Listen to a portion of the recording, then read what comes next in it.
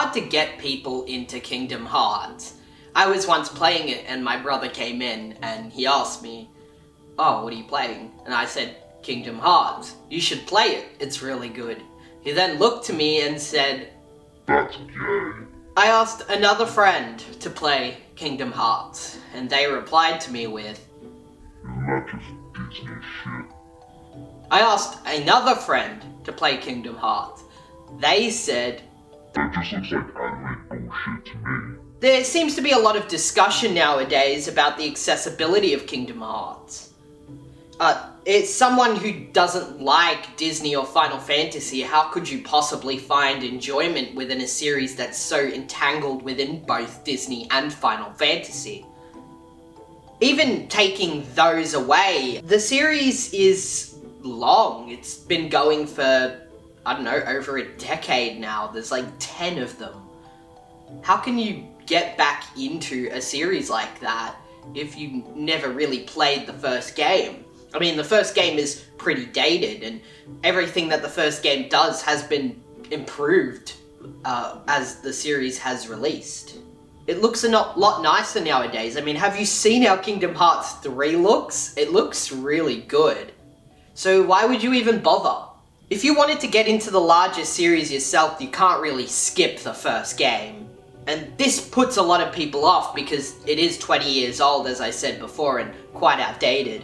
If you really wanted the bare minimum of the experience of Kingdom Hearts and wanted to get straight into the best stuff, then just start with 2, although I really don't recommend it because you won't get anything that's going on. In order to understand who it is that can still enjoy Kingdom Hearts now, we have to decide who it was Kingdom Hearts was made for. The real thing I will be discussing in this section is who Kingdom Hearts demographic really is.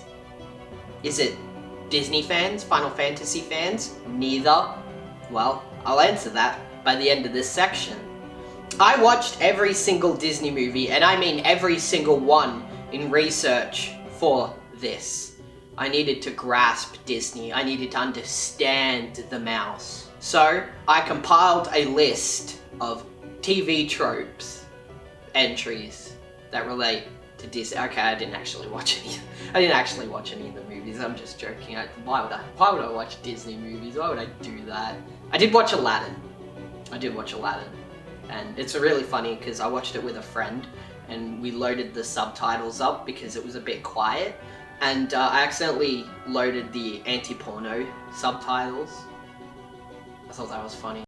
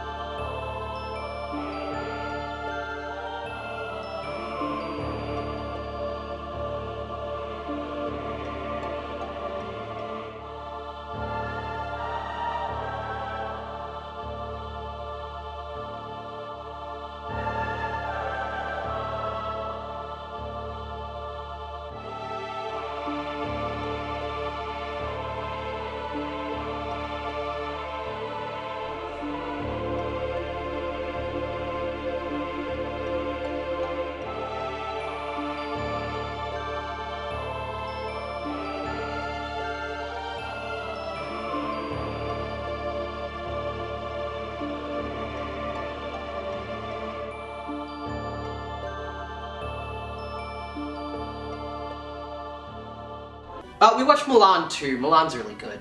The first trope I would like to present here, Your Honor, is the acid sequence. This is a musical number part of the movie where things look very psychedelic. It's basically Fantasia. You get what I'm talking about. I can't really show it because I'd prefer not getting copyright striked for this. I know it falls under fair use and all, but I'm scared of Disney, honestly. This happens at the start of the game, so ding. There's a trope where the protagonist is loved by all living things, apparently. And they help him out with chores and shit. that doesn't happen. So, in Kingdom Hearts, so ba-boom. The part where the Disney character dies, but they don't really die, this seems more like a general trope than a Disney one, but yeah, that happens in Hollow Bastion. The trope where the villain dies without actually dying by the hand of the protagonist, so the hands are bloodless. That happens. Usually it's by falling, it says on the page, but that happens when Ansem opens up the door, so I give that one, I guess, Sting. For some reason there's a trope where a pet has to choose between two owners. I don't really remember that being a thing that happens in Disney movies enough for it to be a TV tropes entry, but you know, whatever. I guess the Keyblade is a pet and they fight between the Keyblade and it chooses its owner. It counts, ding. The Disneyfication of stuff. This pretty much means like Milan is based off the Han Dynasty, and you know, like, I don't know, Disney is based off like real shit, you know, like Milan was a fine example. I don't know why I had to try and think of another one. I could have just used Milan. Yeah, you know, how they kind of Disneyfy it. They make these gruesome, like, brutal events into family-friendly stuff. I don't think I'll give Kingdom Hearts this one, because you could argue that it's making Final Fantasy Disney-fied, but come on, Final Fantasy is just like that. Like, the unkillable love between the protag and his love interest, yeah, obviously it's Kairi. The protagonist getting banished from their land, I guess that happens a lot in Disney movies. Sora does get banished from Destiny Island, so... And of course, the classic, the protagonist just needing to be themselves in order to win. That is literally the entire premise of Kingdom Hearts. That's literally the entire thing, that's the thing. Okay, so now let's go on to Final Fantasy. There's a lot of Final Fantasy ones. There's a shit ton, so I'm not reading all of them, obviously. I just kind of chose them at random. The absurdly high level cap you always have to get to at the end of the game. Yeah, Kingdom Hearts has this. Villains who gain powers beyond humanity and become godlike. Kind of. I'll counter. The childhood friend thing. They do that a lot in Kingdom Hearts. They do the childhood friend shit. Yeah, Sora does this. This is Kairi and Sora were friends a lot. Do you ever think about the childhood friend thing as maybe like a family-friendly substitute for incest? Every game likes to play around with the elements and shit. I've explained it already. Kingdom Hearts does this too. There's a lot of resistance movements or rebel groups in Final Fantasy. Unfortunately, Sora is not a based revolutionary, so... Constant light versus dark scenarios. With the power of darkness.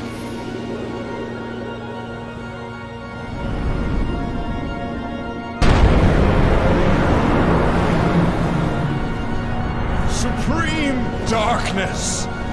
You're wrong. I know now, without a doubt. Kingdom Hearts is light.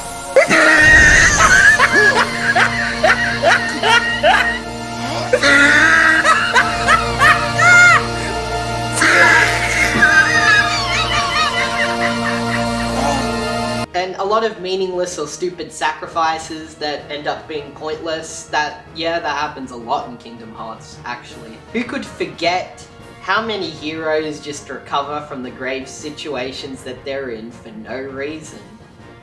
Sora just comes back to life from a hug. According to my calculations, Final Fantasy fans should like Kingdom Hearts more than Disney fans. But that's not what we want to do here.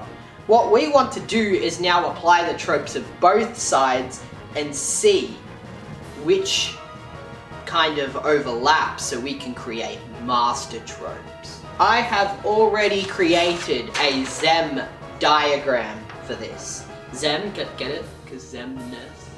I just realized when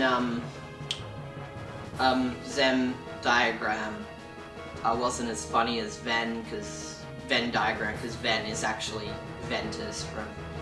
There's a character called Venn, so I could have just Venn diagram. That would have been way funnier. Can you please just pretend that I made that joke from the get-go? That would really help me out. So anyway, as you can see, they overlap a lot. Final Fantasy overlaps with Disney a lot more than Disney overlaps with Final Fantasy, which is surprising. But yeah, as you can see, there is a lot of overlap there. This tells us both Disney and Final Fantasy games are likely going to get what they want, considering how much the two cross over. They blend really well for some fucking reason. But we need to go deeper into this. We need to tackle the question at its source. We need to go to Mario 64. Of course, it was already said before that Kingdom Hearts was trying to emulate Mario 64 in a way. Be careful, Square Enix, because you could get arrested for emulating Nintendo games. It's easy to see the base level of influences and similarities. I mean, as I said before, in Mario 64 you go across self-contained worlds to collect the gold star, and in Kingdom Hearts you go across self-contained worlds to lock the keyhole. At the end of Mario 64 you face the big bad Bowser. At the end of Kingdom Hearts you face the big bad Ansem. In Kingdom Hearts you go to a world with a Disney theme. You platform, solve some puzzles, fight some monsters, lock the keyhole till you beat Ansem. But beyond the level design and philosophy being strikingly similar, the simplistic platforming and puzzles aren't a sign of lazy development. It's really a fucking kid's game, like what do you expect? The challenges of the game aren't due to inaccessibility. Everybody has the potential to complete these games due to the simplicity of the platforming and the puzzles. The joy of Mario 64 is that anyone can pick it up.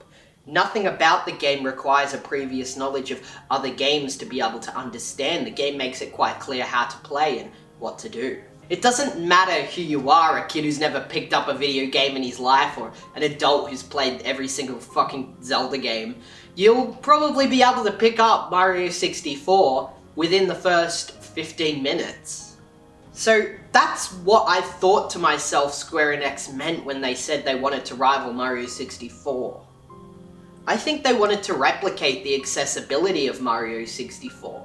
And that's what made Mario 64 such a great family game, is all ages could enjoy it. It's got kid aesthetics and easily recognizable mechanics, but there's also a level of challenge and sophistication that comes with it. Mario 64 came at a time where single-player games were kind of taking the video game industry by its throat. You had Zelda, Final Fantasy, all kind of changing the landscape of games, and suddenly games were moving away from the family-friendly vibe and kind of developing into their all sort of self-contained games. I mean, Zelda was definitely not the most inaccessible game ever, but you did need to needed to have a little bit of knowledge about previous games in order to pick it up as fast as the game needed you to. And also with Final Fantasy, well, it was going to take a while before you really grasped the mechanics of that had you never played a game before. Games were heading into the direction of becoming more complex at the time. We had the technology to do it, so why not push this to its absolute limits? And in doing this, you create single-player games, single-player experiences, and single-player stories. This was the next big thing in gaming, and soon enough, a lot of the people who enjoyed games for their simplicity and accessibility were lost, and gaming was becoming very niche. Mario 64 not only pushed the limitations of what was possible at the time with its amazing 3D rendered game design and its absolutely amazing game philosophy, it also managed to reach back into the people who are being isolated by the forward movement of games. It managed to make 3D platforming accessible. It managed to make games family-friendly again. It allowed Nintendo to take this complex idea, this new movement in games, and bring it back to a time where everybody could play games. Mario 64 kind of set the standard for family fun single-player experiences. Even though Mario 64 is a single-player game, it still feels very family-friendly to me. You can play Mario 64 with your friends. take turns doing the level, pass around the controller.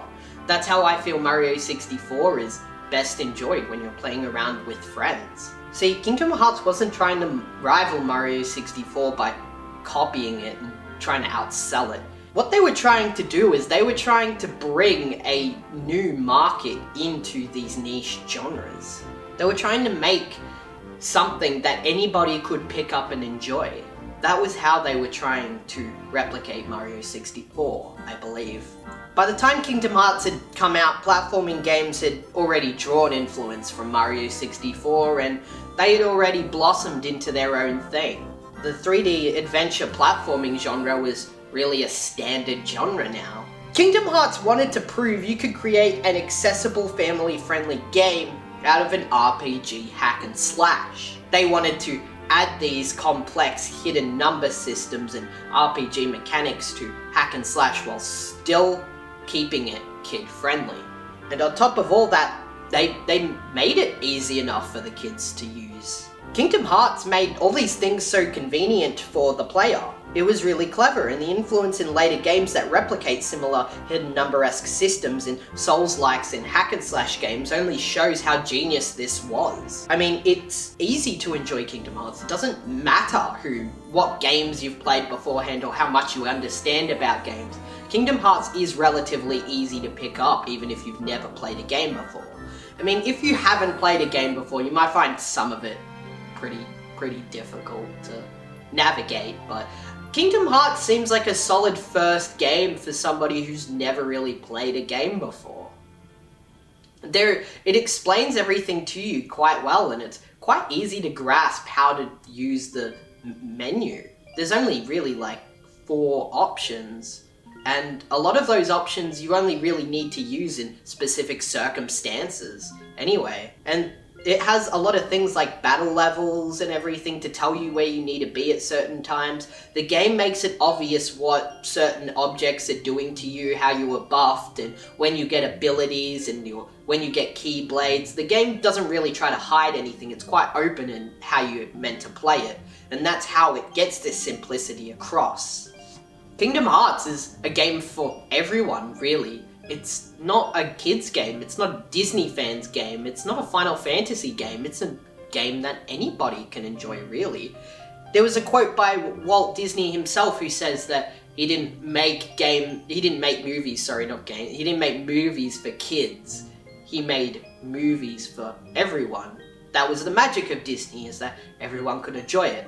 But Walt Disney was also a fascist, so who gives a shit? I've met many different sorts of people who played Kingdom Hearts. I met an Italian nationalist who was really into Live Leak videos, like a little too into Live Leak videos.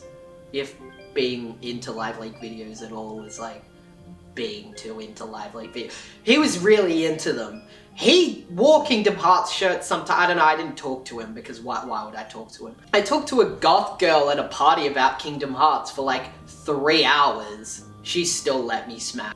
There was the rapper who liked Kingdom Hearts. Didn't he? XXX Tentacion? Is that how you pronounce it? I don't know. It's a fucking stupid name, but whatever. He named his kid after, what was it? Gaycom. I don't know. It's something like that, right? We kind of forgot he existed. He's not a meme anymore. He's also dead. Anybody can love Kingdom Hearts. That's because Kingdom Hearts is more just accessible and inoffensive. It's passionate.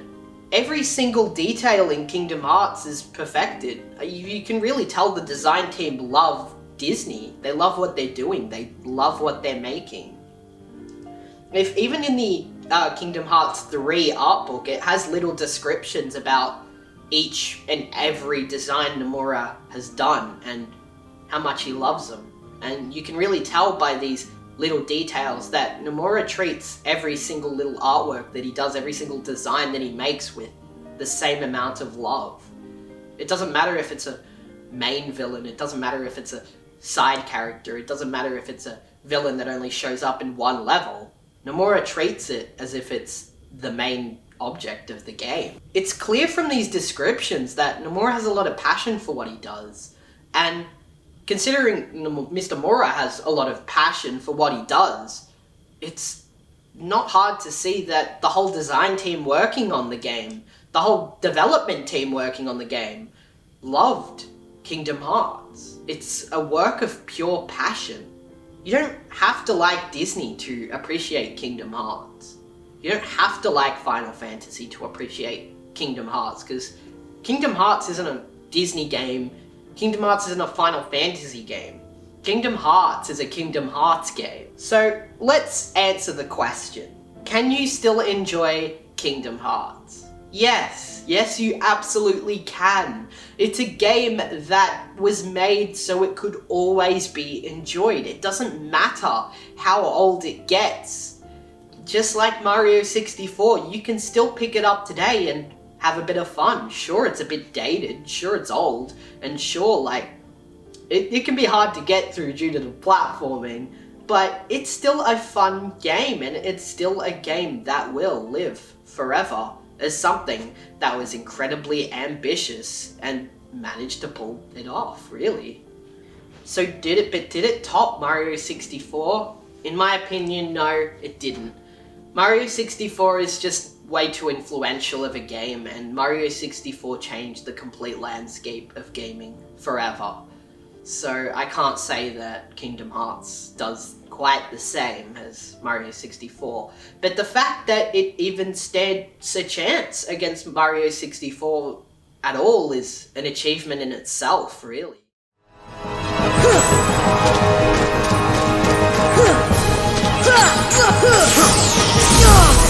Heal!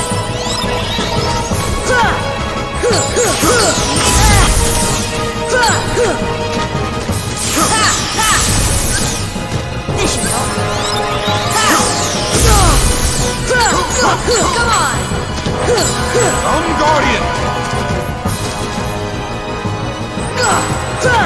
Submit! Heal!